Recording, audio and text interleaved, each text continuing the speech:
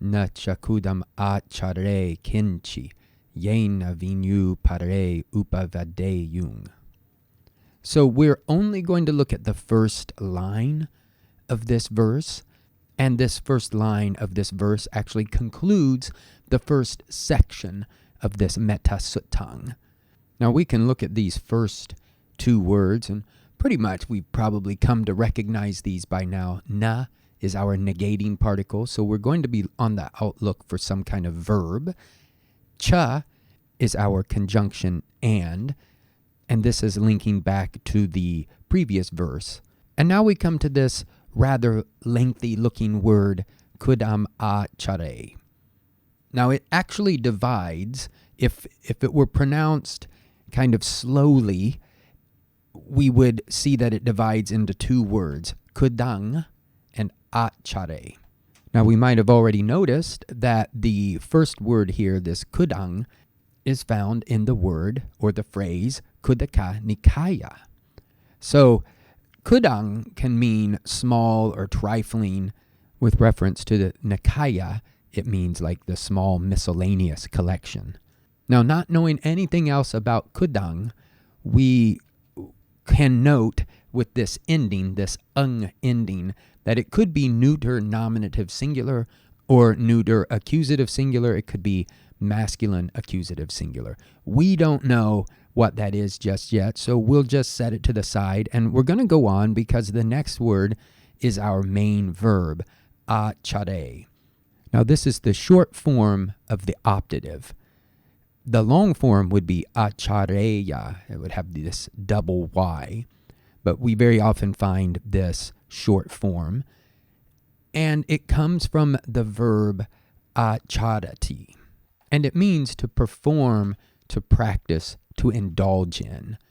And when I say this is the short form optative, it actually could stand for the first, second, or third person, but here we're going to take it as the third person singular optative because that's what's been under discussion, a person on the path who should exhibit certain qualities. And now let's look at our last word of this clause, kinchi. This is really the word king, meaning what, with the addition of chi, which makes this indefinite. So not what, but whatever. And now that we have all the elements of this clause sorted out, let's see if we can put this together. We'll start with our verb, and we know that it has this negating particle. And we also know that the verb is optative. So that the optative, as opposed to the indicative, is going to mean something like should, in this case, should not. And so we can say one should not. And we can even add the cha in there. And one should not perform or indulge in. And now we'll probably just be on the outlook for some kind of object. I didn't mention it, and I should have. Kinchi could be, again, neuter nominative singular or neuter accusative singular. Since we're looking for an object, we will take it to be accusative singular.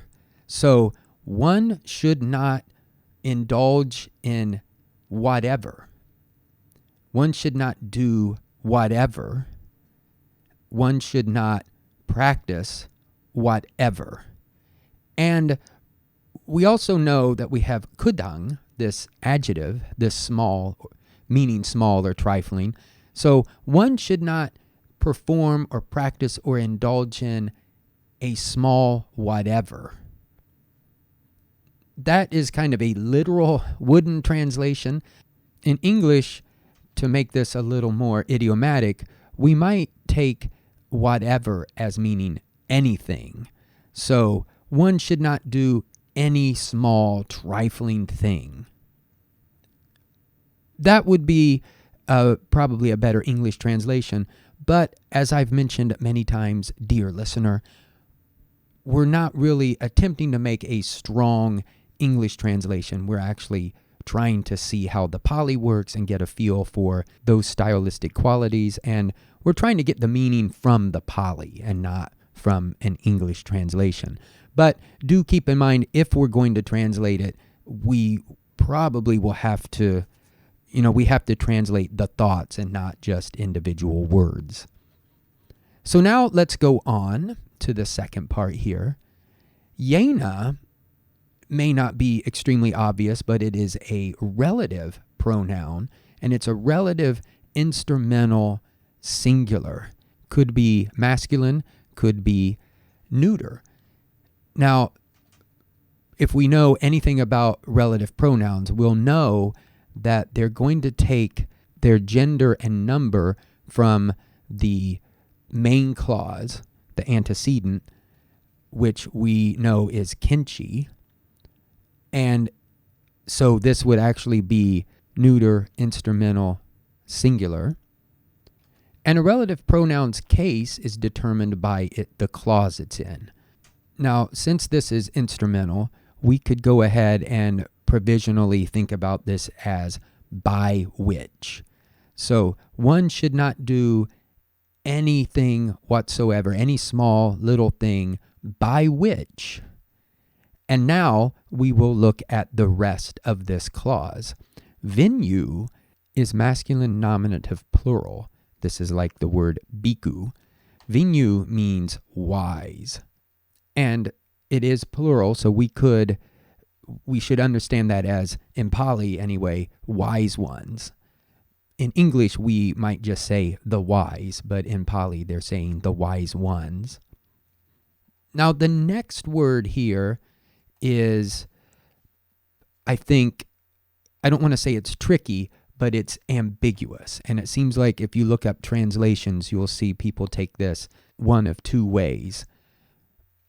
The first way that comes to mind is pare could be masculine nominative plural, meaning others. So this could mean other wise people.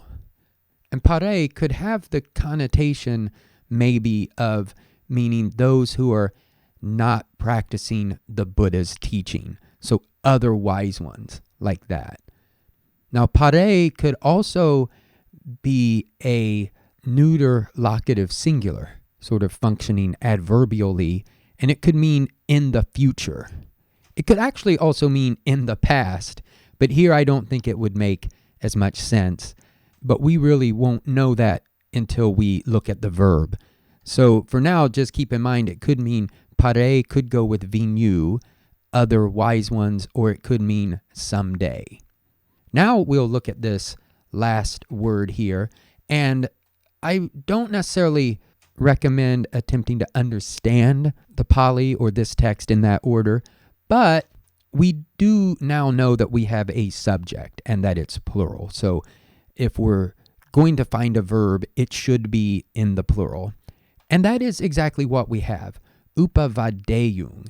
Now here we have this double Y again, and this is our long form optative, and it's third person plural from upavadati, meaning to blame or insult. And we might even use a word like reprimand. And as I said before, depending on how we understand pare, there are two ways we can handle this clause.